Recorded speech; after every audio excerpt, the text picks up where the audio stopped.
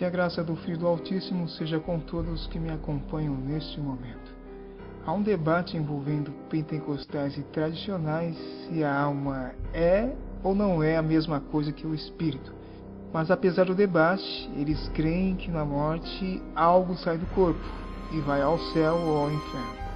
E este conceito de dicotomia, que o corpo é uma espécie de cárcere da alma, já era ensinado muito antes de Cristo pela filosofia grega. Só que a palavra da cruz é loucura para os gregos, e não trata o corpo como cárcere de uma alma imortal. Ou não sabeis que o vosso corpo é o templo do Espírito Santo que habita em vós, proveniente de Deus, e que não sois de vós mesmos? Nosso corpo somos nós, e nós somos o templo do Espírito de Deus, e não somos o templo de nós mesmos, ou cárcere de uma alma imortal que encarna, desencarna e reencarna. Muitos têm esta convicção com base em outros textos mal entendidos do apóstolo Paulo. Filipenses 1:23. Mas de ambos os lados estou em aperto, tendo desejo de partir e estar com Cristo, porque isto é ainda muito melhor. Com base neste versículo isolado, muitos defendem a ideia do galardão fora do corpo. Só que uma coisa é partir e outra coisa é chegar e estar com Cristo. E Paulo na mesma carta explica quando estará com Cristo. Filipenses 3:11. Para ver se de alguma maneira posso chegar à ressurreição dentre os mortos. Não que já tenha alcançado ou que seja perfeito, mas prossigo para alcançar aquilo para o que fui preso também por Cristo Jesus. Irmãos, quanto a mim não julgo que o haja alcançado, mas uma coisa faço, e é que, esquecendo-me das coisas que atrás ficam, e avançando para as que estão diante de mim, prossigo para o alvo, pelo prêmio da soberana vocação de Deus em Cristo Jesus. Paulo ensinou que a ressurreição é o alvo, o prêmio da soberana vocação. 2 Timóteo 4:6.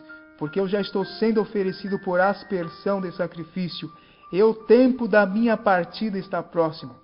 Combati o bom combate, acabei a carreira, guardei a fé.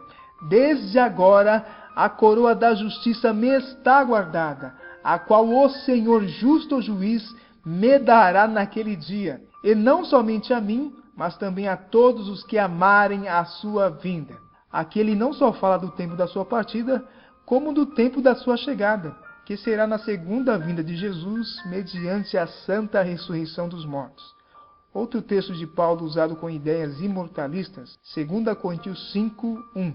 Porque sabemos que, se a nossa casa terrestre deste tabernáculo se desfizer, temos de Deus um edifício, uma casa não feita por mãos, eterna, nos céus. E por isso também gememos, desejando ser revestidos da nossa habitação, que é do céu. Se todavia estando vestidos, não formos achados nus. Aqui nesta alegoria, Paulo usa os termos revestidos, vestidos e nus. Alguém para ser revestido por cima tem que estar vestido por baixo. E alguém nu é alguém despido. E nessa alegoria, revestido significa ser transformado, vestido significa estar vivo, e nu ou despido significa estar morto. Porque também nós, os que estamos neste tabernáculo, gememos carregados. Não porque queremos ser despidos, não porque queremos morrer, mas revestidos, mas transformados, para que o mortal seja absorvido pela vida. Por isso estamos sempre de bom ânimo, sabendo que enquanto estamos no corpo, enquanto estamos vestidos, enquanto estamos vivos, vivemos ausentes do Senhor, porque andamos por fé e não por vista.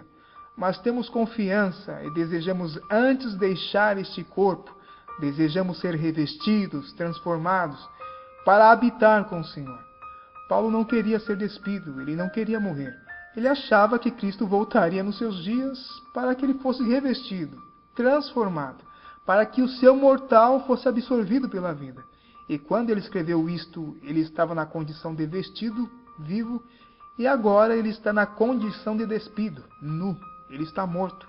E ressuscitará incorruptível na ressurreição dos mortos. 1 Coríntios 15:51.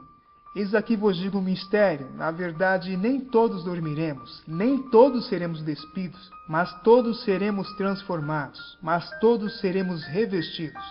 No momento, no abrir e fechar de olhos, ante a última trombeta, porque a trombeta soará, e os mortos ressuscitarão incorruptíveis, e nós seremos transformados. Porque convém que isto que é corruptível se revista da incorruptibilidade, e que isto que é mortal se revista da imortalidade. E quando isto que é corruptível se revestir da incorruptibilidade, e isto que é mortal se revestir da imortalidade, então cumprir-se-á a palavra que está escrita: tragada foi a morte na vitória. E este edifício, essa casa eterna que temos no céu, é um contraste em relação a nós, que somos casas terrestres. E não se trata de um corpo espiritual que está engavetado no céu, que é reincorporado por um espírito na hora da morte. Esta casa espiritual é o próprio Cristo ressurreto em corpo glorificado, que transformará o nosso corpo abatido para ser conforme o seu corpo glorioso, segundo o seu eficaz poder de sujeitar também a si todas as coisas. 2 Coríntios 4,16. Por isso não desfalecemos, mas ainda que o nosso homem exterior se corrompa, o interior contudo se renova de dia em dia. Este texto é usado para se falar da dicotomia do homem interior, que seria a alma imortal, e o homem exterior, que seria o corpo. Paulo não está falando que o nosso interior é outro homem, mas que no nosso interior estão os nossos valores.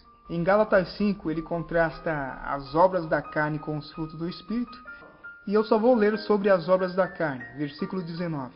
Porque as obras da carne são manifestas, as quais são adultério, prostituição, impureza, lascívia, idolatria, feitiçaria, inimizades, porfias, emulações, iras, pelejas, dissensões, heresias, invejas, homicídios, bebedices, glutonarias e coisas semelhantes a estas, acerca das quais vos declaro, como já antes vos disse, que os que cometem tais coisas não herdarão o reino de Deus.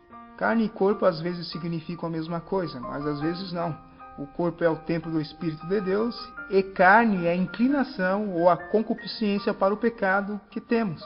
O nosso interior é uma referência ao nosso caráter, que se renova dia em dia, em detrimento à nossa aparência exterior, que se envelhece. Tem um ditado que diz que quem vê cara não vê coração.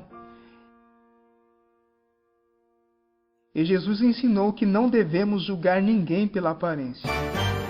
Mas considerando o conceito de dicotomia como verdade, se a alma ou o espírito é o homem interior que pode viver fora do corpo, que seria o homem exterior, quem comete as obras da carne, o homem interior ou o homem exterior? Marcos 7,20. E dizia: o que sai do homem, isso contamina o homem. Porque do interior do coração dos homens saem os maus pensamentos, os adultérios, as prostituições, os homicídios, os furtos, a avareza, as maldades, o engano, a dissolução, a inveja, a blasfêmia, a soberba, a loucura. Todos estes males procedem de dentro e contaminam o homem. Jesus deixa claro que o pecado procede do interior do próprio homem e atribui a responsabilidade do pecado ao próprio pecador, não a nenhum encosto ou demônio, como acontece por aí. Quem é você? Somos. Teu nome? É Fucorenga. São 7 facadas. 7 facadas. Teu nome? Não é pedido, é ó. Leviatã. Leviatã. Exu Lasta-Fogo. Exu o quê? Lasta-Fogo. Quem é você? 7 potestades. Seu nome? Cícera da Toma.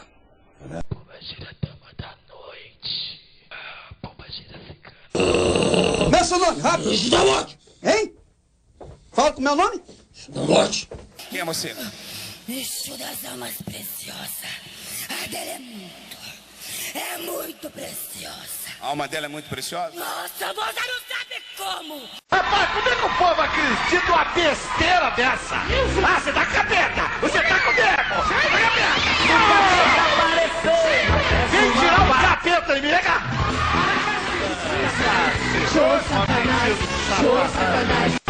Capeta, Vanessa, esse cara é capeta! Já notou que o capeta só vai em pobre? Eu nunca vi capeta com rico!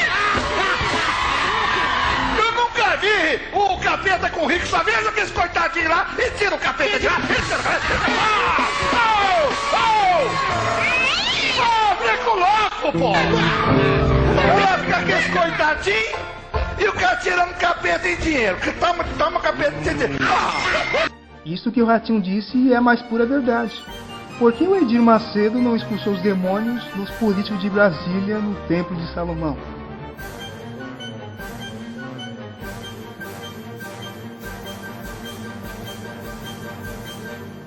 Qual é o teu nome? Exu do ódio. Exu do ódio. O que você faz na vida dela? Não é o chefe, não. Esse é o Exu do ódio. Ó, você tem mágoa de alguém? Olha só, hein? Irai-vos e não pequeis. Não se põe um sol sobre a vossa ira. Ira é um sentimento de revolta e indignação que qualquer um sente. A palavra não diz que a ira é um pecado, mas que é possível alguém se irar sem pecar e se irar pecando. E a responsabilidade é pessoal. Este evangelho que atribui ao diabo o pecado do pecador, não leva o pecador a um arrependimento sincero, pois ele vai sempre culpar o diabo por seus fracassos. Existem muitos casos de pessoas que deixaram um mau comportamento através de um arrependimento sincero em igrejas que não se invocam demônios e nem há práticas de exorcismos. E há casos de pessoas que, através da ajuda psicológica, fora do contexto religioso, deixaram o cigarro, as drogas, o homossexualismo, porque essas coisas são concupiscências da carne. O diabo pode sim levar a pessoa ao conhecimento do pecado, mas toda a tentação é humana. E ele só pode nos tentar com coisas humanas. Por isso que nós humanos podemos resisti-lo. Estas falsas entidades fazem parte do panteão da mitologia afro-brasileira. E o que é verdade no ocultismo não é verdade no Evangelho. Se você crer nestes personagens, você tem que crer no Saci Pererê, Mula Sem Cabeça, Cuca, Curupira. E se você crer que para a tua vida mudar, o Saci Pererê tem que se manifestar em você, isto vai acontecer e você estará contribuindo com a propagação deste falso evangelho. Os pecados são obras da carne e, segundo o próprio Jesus, procede do interior do próprio homem, e esta afirmação de Jesus é loucura para os gregos, pois Sócrates, Platão, Aristóteles, os filósofos gregos que vieram antes dele, pregaram a dicotomia entre a alma e o corpo, que a alma era do bem e o corpo era o mal que contaminava a alma.